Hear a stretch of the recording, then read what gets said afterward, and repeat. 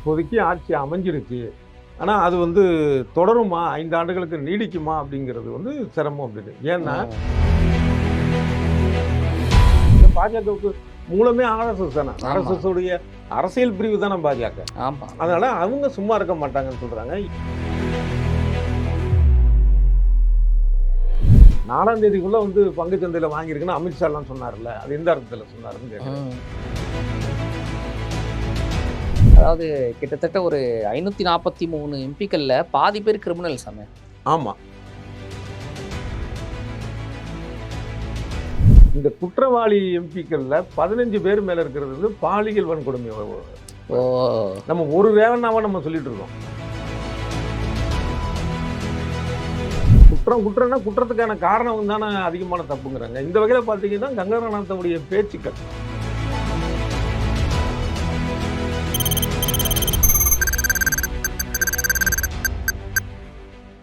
Viral content விவாதம் பகுதிக்கு வரவேற்பதில் மகிழ்ச்சி. இந்த வாரம் நடந்த வைரலா சமூக வலைதளங்கள்லையும், தொலைக்காட்சிகள்லையும், பத்திரிகைகள்லையும் வந்துகிட்டு இருக்கிற விஷயங்கள் பத்தி தான் இன்னைக்கு நம்ம பேச போறோம். இது பேசுறதுக்காக நம்ம கூட இணைஞ்சிருக்காரு மூத்த பத்திரிகையாளர் டிவி சோமு அவர்கள். வணக்கம் சார். வணக்கம்.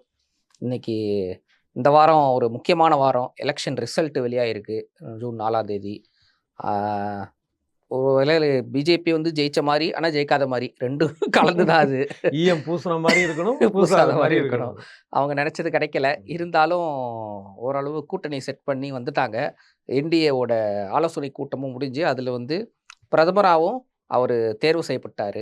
அதாவது நாடாளுமன்ற குழு தலைவரா, நாடாளுமன்ற தலைவரா அவர தேர்வு செஞ்சுட்டாங்க என்டிஏல. அது இல்லாம ஜனாதிபதியை சந்திச்சு ஆட்சி அமைக்கிறதுக்கான உரிமையும் கோரியிருக்காங்க. இது ஆக்சுவலா இப்ப 2 பேர்னால இது சாத்தியப்பட்டது. ஒருத்தரு நிதிஷ்குமார், இன்னொருத்தரு சந்திரபாபு நாயுடு. ஒரு 1 1/2 ஆண்டுகளுக்கு முன்பு சந்திரபாபு நாயுடு டெல்லிக்கு போயி பிரதமரோட அப்பாயின்ட்மென்ட்க்காக 1 ஹவர் காத்திருந்து சந்திக்காமலேயே திரும்பி வந்தாரு. அது மாதிரி 5 முறை நடந்ததுன்னு தகவல் வருது. 5 முறை 5 முறை நடந்தது. முயற்சி பண்ணி முடியல. இது கடைசியா. நீங்க இப்ப சொன்னது வந்து இவரு சமீபத்துல. அவங்களே கூப்பிட்டு உட்கார வைக்கிறாங்க பக்கத்துல. அந்த அளவுக்கு அவங்க 2 பேருக்கும் 2 பேர் எத்தன 18, 12 அப்படிதான் எம்பி இருக்கு. அவங்கள இப்ப இது ஸ்டேபிளான அரசா நிலைக்கும்னு நினைக்கிறீங்களா?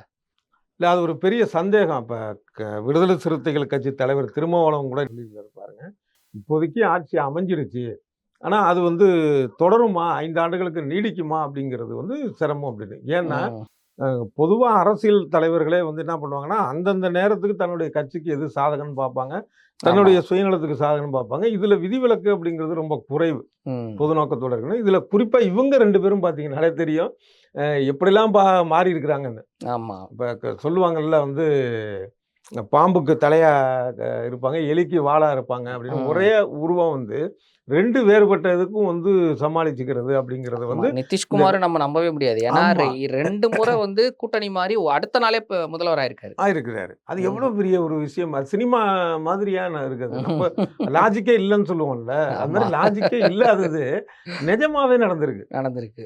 இப்ப முதல் நாள் வரைக்கும் பிஜேபி கூட இருந்துட்டு, ஆமா. திடீர்னு இந்த பக்கம் வர்றது. அப்புறம் ம். இவங்க கூட இருந்துட்டு திடீர்னு அந்த ஒரு தடவ இல்ல, போறது. 2 தடவ 2 தடவ. அவருடைய நம்பகத்தன்மை அப்படிங்கிறது வந்து எல்லாருக்குமே ஒரு கேள்விக்குறி. இதுல அது என்னன்னா, அவங்க 2 பேருமே வந்து ரயில்வே கேட்கறாங்களாம், உள்துறை கேட்கறாங்களாம், ஆ சாலை போக்குவரத்து கேட்கறாங்களாம். ஆமா. எல்லாத்தையும் குடுத்துட்டா நாங்க என்னடா முக்கியமா பண்ணுவோம்ன்னு. சபாநாயகர் பதவி கேட்கிறாரு. அதான் அவரு கேட்கறாங்க. தன்னுடைய கட்சிக்குன்னு சொல்லி தெலுங்கு தேசம் ஆமா. கேட்கிறாரு அப்படிங்கிறது வந்துன்னா, ம். பாஜகவோட அடிமடியில கை வைக்கிற மாதிரியான ஒரு ம். விஷயமா தான் அது இருக்கு. ஆமா. அதே மாரி இவங்க கேட்கறது எல்லாத்தையுமே வந்து பாஜக செஞ்சிட முடியுமா அப்படின்னா முடியாது. ம். அப்ப அந்த பிரச்சனை இருக்கும் ஒரு பக்கம். ம். இன்னொரு பக்கம் வந்து என்னன்னா, இது இவங்கள மட்டுமே நம்பி இருக்கக்கூடாது அப்படிங்கிறதுனால, இவங்க கட்சியே உடைக்கிறதுக்கான வேலையையும் பாஜக பார்க்கும். ஏற்கனவே கூட்டணி ஆ. கட்சியெல்லாம் பதம் பார்த்த வரலாறு பாஜகவுக்கு உண்டு. ஆமா, ஆமா, ஆரம்பத்துல சொல்லப்போனா சிவசேனா. ஆமா, சிவசேனா வேற இல்ல, பாஜக வேற இல்லன்னு இருந்த ஒரு காலகட்டத்துல, ஆமா, அந்த கட்சியவே 2 ஆக்கி இவங்க ஆமா. பிளந்து இது பண்ணி தேசியவாத காங்கிரஸையும் உடைச்சுட்டாங்க. வந்தாங்க. ம். தேசியவாத காங்கிரஸ உடைச்சாங்க. ம். அதே மாரி இதுல வந்து நிதிஷ்குமார் கட்சியே வந்து கபளீகரம் பண்ற அளவுக்குலாம் போச்சுல்ல. ஆமா. அவங்க அந்த மாரியான ஒரு விஷயம் நடக்கும். அப்படி நடக்கிறப்ப ஏற்கனவே இருந்தது மாரி, இவங்க ம். எதிர்க்கட்சி மாரி இருந்த ஒரு சூழல்ல, ஒண்ணும் பண்ண முடியாம இருந்தாங்க. இப்ப அப்படி இல்ல. கையில இருக்க எம்பி இருக்காங்க. யாருக்கு நிதிஷ்க்கு இருக்கிறாங்க, ம். சந்திரபாபு. அப்ப இவங்களுடைய நடவடிக்கை எப்படி மாறும்?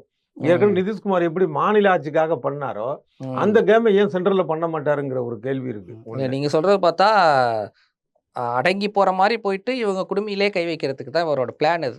நிச்சயமா ஏதாவது ஒரு பாஜக ம். அது மட்டும் இப்பயே பார்த்தீங்கன்னா, இவங்க வந்து சுயேட்சையாக வென்றவர்கள்ல வந்து சில பேர இப்ப இது பண்ணி, இப்ப அவங்க ஆதரவு குடுத்து இது பண்ணிட்டு இருக்கக்கூடிய ஒரு சூழல்ல இருக்கு. ம், ஒண்ணு. ம். அதேமாரி வந்து காங்கிரஸ்லேருந்து கூட கணிசமானவர்கள வந்து அவங்க செய்வதற்கான முயற்சி பண்ணுவாங்க. ம், ம். இப்ப கட்சி தாவல் தடுப்பு சட்டம் இருக்கு, 1000 இருக்கு. இதெல்லாம் தாண்டி என்ன செய்யலாமோ செய்வோம். முக்கியமா ம். சொல்லப்போனா உச்சம் வந்து கோவா. ம். இவங்க பாஜகவுடைய அந்த ஜனநாயக சித்து விளையாட்டுக்கு உதாரணம் கோவா. ஆமா, எவ்வளவு ஒரு மோசமான ஒரு இது பண்ணாங்க. இமாச்சல பிரதேசல அது மாரி. ஆமா. ஆக இவங்க வந்து நிச்சயமாக பிற கட்சி எம்பிக்கள் இழுக்க பார்ப்பாங்க. அப்ப அந்த மாரியான சூழல்ல இவங்க அடிமடியில கை வைக்கிறதுக்கும் வாய்ப்பு இருக்கு. எது தெலுங்கு தேச எம்பிக்கள்ல இருந்து நி ம். நிதிஷ்குமார்ல இருந்து ஐக்கிய ஜனதா தளம் நீங்க பண்றதுக்கு வாய்ப்பு ஆதரவு இருக்கு. குடுக்க வேணாம்டா. நான் உங்க எம்பிய வாங்கிக்கிறேன்டா. வாங்கிக்கிறேன் அப்படின்னு. அது கைவந்த கலை. அப்ப ஆமா. இந்த மாரியான ஒரு பிரச்சனைலாம் இருக்கிறப்ப, அவங்க முந்தி மாரி சும்மா இருக்க மாட்டாங்க. அப்ப ம். திடீர்னு அவங்க ஒரு நடவடிக்கை எடுக்கலாம். இரவோட இரவா வந்து இந்தியா கூட்டணிட்ட பேசி, ம். நாங்க வந்துடுறோம். ஏன்னா உள்ளத்துக்கும் போச்சு நொல்லக்கும்னு ஆயிரக்கூடாதுல்ல. ஆமா. அந்த மாரியான ஒரு ஹீரோ. விஷயம் ஆனா 2 இருந்தனால பேருமே வந்து இன்னைக்கு என்டிஏ கூட்டத்துல அன்னைக்கு பேசும்போது என்ன சொல்லியிருக்காங்கன்னா, சந்திரபாபு நாயுடு சரியான நேரத்தின் சரியான தலைவரு அப்டின்ட்டு புகழாரம் பண்ணியிருக்காரு. இவரு நிதிஷ்குமார் நாங்க மோடிய விட்டு போவே மாட்டோம் ம். அப்டின்னு பேசியிருக்காரு. ஆமா. அடுத்த செகண்டே வெளிய வந்துட்டாங்கன்னா, மோடி மாரி ஒஸ்ட் யாருமே இல்லன்னு கூட தான் சொல்லுவாங்க. ஏற்கனவே சொன்னவங்க தானே. சொன்னவங்க தானே. அரசியல்ல இதெல்லாம் சகஜமப்பா அப்படிங்கிற மாதிரி தான் ஆமா. இது. எல்லாத்தையும் மீறி அடுத்தது பதவியேற்பு விழா. ஜூன் 9 நடக்குது. அது கிட்டத்தட்ட ஒரு 8000 பேர் கிட்ட கலந்துக்கிறாங்களாம் அதுல. ஆனா இதுல வந்து போன 2019, 14லலாம் வெளிநாட்டிலேருந்து பல தலைவர்கள் வந்திருந்தாங்க. ஆனா இந்த ம். வாட்டி எப்படின்னு தெரியல. அதுக்கான இது பேசிட்டு இருக்காங்களாம். மொரீஷியஸ், இலங்கை, பர்மா இந்த மாரி கண்ட்ரீஸோட தலைவர்கள அழைச்சிருக்காங்கன்னு ஒரு இது சொல்றாங்க. அதையும் நம்ம பொறுத்து வந்து பார்ப்போம். வேற அதிலேயே இன்னொன்னு நம்ம வந்து இதுல கவனிக்க வேண்டிய ஒரு விஷயம் இருக்கு. என்னன்னா, ம். மோடி வர்றத வந்து ஆர்எஸ்எஸ் விரும்பல அப்படிங்கிற ஒரு ஆமா. அது தகவல் ஒண்ணு வந்து போயிட்டு இருக்குது. பரவலாகவே ம். வந்துட்டு இருந்தது. இந்த ம். சஞ்சய் ராவத்ன்னு சிவசேனாவுடைய கட்சியுடைய உத்தவ் பிரிவு. ம். அதோடைய சேர்ந்த அந்த பிரமுகர் சஞ்சய் ராவத் வந்து ஒரு வெளிப்படையா ஒரு சொல்லியிருக்கிறாரு. ம். இவங்க வந்து மோடிய வந்து ஆர்எஸ்எஸ் விரும்பவே இல்ல. அத மீறி பண்ணிட்டாங்க. அது ஒரு தகவல் என்ன சொல்றாங்க, டெல்லி வட்டார தகவல் என்ன சொல்றாங்க அப்படின்னா, ம். இவங்க வந்து இந்த பாஜக எம்பிக்கள் கூட்டத்த, இல்ல பாஜக நிர்வாகிகள் கூட்டத்த கூட்டி கூட்டல. ஒரு விஷயம் ம். நடக்கல. அத பண்ணல. ம். மோடி, அமித்ஷாவும் என்ன பண்ண என்டிஏ கூட்டத்த கூட்டணி கட்சி தலைவர்கள் கூட்டத்த கூட்டி இவரு தான் வந்து பிரதமர் மறுபடி ம். அப்படிங்கிற மாரி போயிட்டு. அதனால இப்ப அது இப்போதைக்கு ஆர்எஸ்எஸ் வந்து ஒரு அடக்கி வாசிச்சுட்டு இருக்கு. ஓ!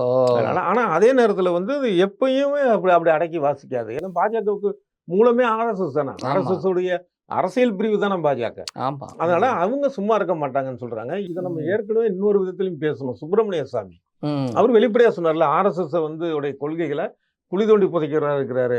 இப்ப ஒரு 4, 5 நாளைக்கு முன்னாடி அவரு குடுத்த ம். ஒரு பேட்டியில.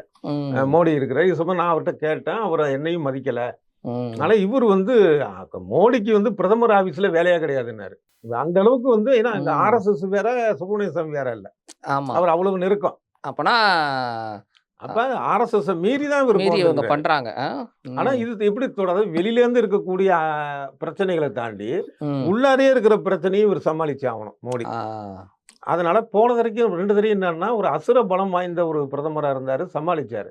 இப்ப வந்து எந்த அளவுக்கு அத சமாளிக்க முடியும் அப்படிங்கிறதும் ஒரு பெரிய கேள்விக்குறி இருக்கு. கேள்வியா இருக்கு. ம். நம்ம போன வாட்டி இது பேசணும். அந்த பங்குச் சந்தையில பெரிய ஊழல் நடந்திருக்கு.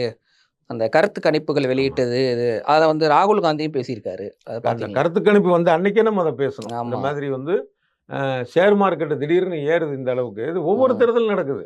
ம். இப்ப 2004லயும் நடந்தது. நடந்தது. ம். 2014லயும் ஒவ்வொரு இதுலயும் நடந்துட்டு இருக்கு இந்த மாரி. ஏன்னா இவங்க ம். வந்து ஆளுங்கட்சியே தொடர்ந்து இருந்தால் பங்கு சந்தைக்கு வந்து ஒரு பாதுகாப்பா இருக்கிறதாக முதலீட்டாளர் நினைப்பாங்க. ம். அப்ப ம். அது மாறுங்கிறப்ப வந்து அவங்க மாறக்கூடியவங்களுடைய தொழில் கொள்கை என்னவா இருக்கும்? என்ன மாரி பிரச்சனை வரும்னு தெரியாது. ஆ. ஸோ அந்த இறங்கும். இதுதான் அடிப்படை பேஸ். ம். அதனால இவங்க இருக்கிறத அப்படியே மெயின்டெயின் பண்ற மாரி பண்றது. ம். இவங்களுக்கு உண்மை நிலைமை என்னன்னு தெரியாது மீடியாவுக்கு. ஏன்னா என்ன அப்படின்னா, கிட்டத்தட்ட பார்த்தீங்கன்னா, பல லட்சம் கோடி ரூபா இழப்புங்கிறாங்க. அப்ப அந்த அளவுக்கு பல லட்சம் கோடி ரூபா இழப்பு வந்து முதலீட்டாளர் இழப்புனா, ம். இதெல்லாம் வாங்குனவங்களுக்கு அந்த பெருமுதலாளிகளுக்கு லாபம். ம். அப்ப ம். பல லட்சம் ரூபா வருமானம் வருது ஒரே நாள்ல. ஒரே அப்படின்னா, நாள்ல. ம். ஒரு மீடியா ஒரு 10 மீடியாவுக்கு ஆளுக்கு ஒரு 5, 5 கோடி போ சாப்பிடு அப்படின்னு சொல்லி 50 கோடி ரூபா குடுத்துட்டு, நாங்க சொல்றத போடியா அப்படின்னா முடிஞ்சு போச்சுல்ல அது. முடிஞ்சு போச்சு. ம். ஒரு ஆளுக்கு 5 கோடின்னா 10 இதுக்கு 50 கோடி ரூபா. ஆனா பல ஆமா. லட்சம் கோடி லாபமாச்சே. ம். இது இவங்க என்ன பண்றதுன்னு சொல்றாங்க. அதாவது அந்த துறையில இருக்கக்கூடியவங்கள்ட்ட பேசினப்ப, இந்த மாதிரி வந்து அஹ், அடுத்தது இதே ஆட்சி தான் தொடருது, பெருசா வரும்னு சொல்லி இன்னும் பங்கு விலைகள்லாம் ஏறுதுல்ல. ம். அப்படி ஏறுற சமயத்துல வந்து இவங்க என்ன பண்றது அப்படின்னா, ம். வித்துடுறது. ம். ம். ஒரு ₹30 பங்கு ₹300 போகுதுன்னா வித்துடுறது. மறுநாளே புஸ்ஸுன்னு ஆயிடுதா? ₹300 வாங்கினவங்கலாம் என்ன பண்ணா, ₹50, ₹60 வித்தா கூட பரவாயில்லையான்னு வர்றப்ப, இவங்க அத வாங்கிக்கிறது. ஓ! இவங்களே வித்துட்டு, இவங்க இது வந்து இவங்களே வாங்கிக்கிறாங்க. பெருமுதலாளிக்கான ஒரு மாஃபியா கும்பல் அப்படின்னே சொல்லலாம். அந்த ம். மாரியானது. அத ம். இவரு சொல்லியிருக்காரு பாருங்க. ரொம்ப ஓப்பனா சொல்லியிருக்கிறாரு. 4ஆம் தேதிக்குள்ள வந்து பங்குச் சந்தையில வாங்கியிருக்குன்னு அமித்ஷாலாம் சொன்னார்ல. அது எந்த அர்த்தத்துல சொன்னாருன்னு கேட்கிறேன். ம். ம். ஆமா. அது நியாயமான கேள்வி தானே அவர் சொன்ன ஒரு விஷயம். அப்போ வந்து இவங்க வந்து ஏதோ ஒரு கள்ள கூட்டணியில இது நடக்குதுன்னு. ஆனா ம். இத பத்தி யாரு விசாரிக்கிறது? மறுபடியும் இவங்க தான் வந்து உட்கார்ந்திருக்கிறாங்க. யாரு விசாரிக்க முடியும்? அவ்வளோதான். இது அப்படியே கிணத்துல போட்ட கல்லு தான். ஆமா. இது ம், இந்த எம்பிக்கள் விஷயம் நம்ம பேசிட்டு இருக்கும்போது, இன்னொரு விஷயம் கேள்விப்பட்டேன். ம். அதாவது கிட்டத்தட்ட ஒரு 543 எம்பிக்கள்ல பாதி பேர் கிரிமினல்ஸாமே. ஆமா.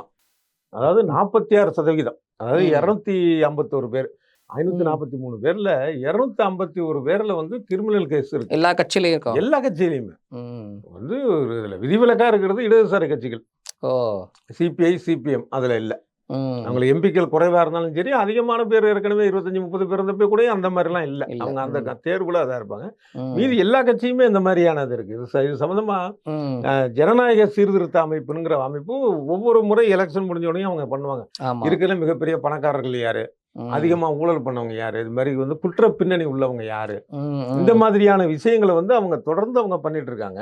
ம். இப்ப இதுல என்னன்னா, ரொம்ப ஒரு வருத்தமான விஷயம். இந்த மாதிரி குற்ற பின்னணி உள்ள, குற்றச்சாட்டுகள் உள்ள எம்பிக்களுடைய இது வந்து பார்த்தீங்கன்னா, 2004ல 125 பேர் இருந்தது. ம். 2004ல. ம். 2009ல வந்து 162 பேரு. ம். 2014ல 185 பேரு. ம். 2019ல 233.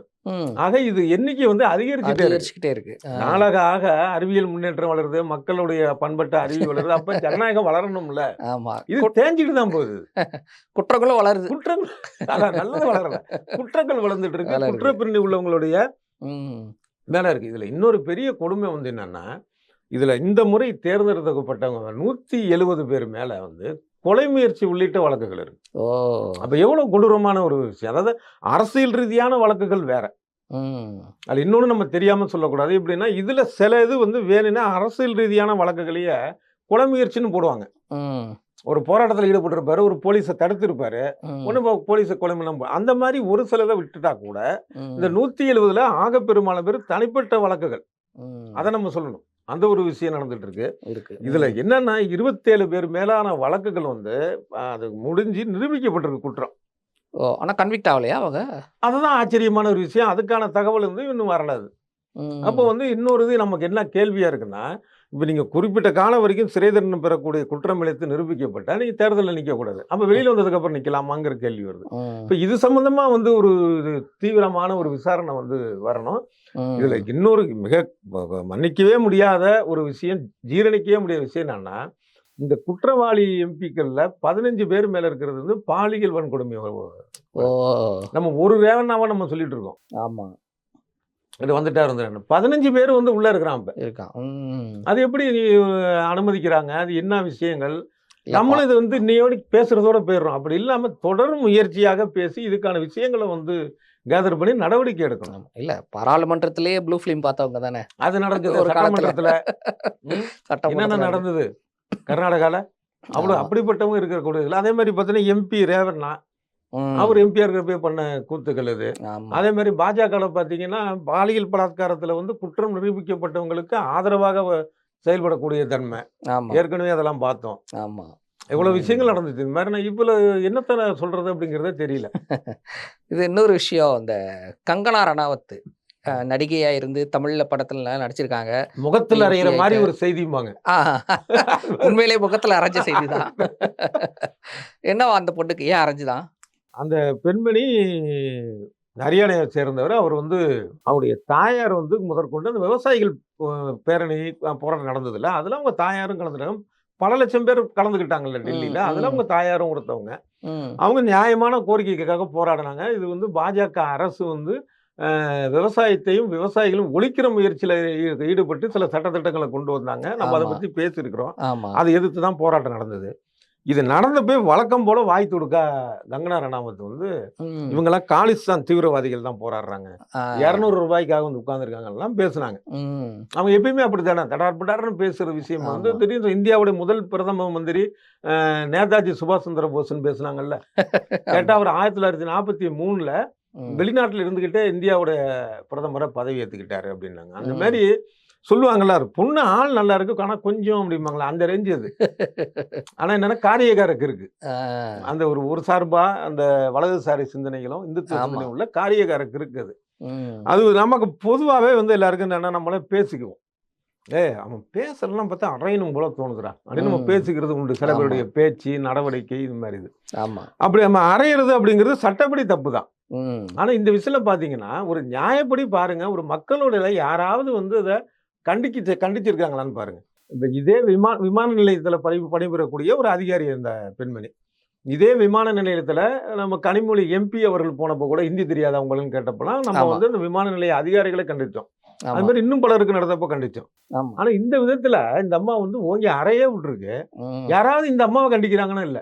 கங்கனா ரணாவத் ம். வேணுப்பா ம். அப்படிங்குது.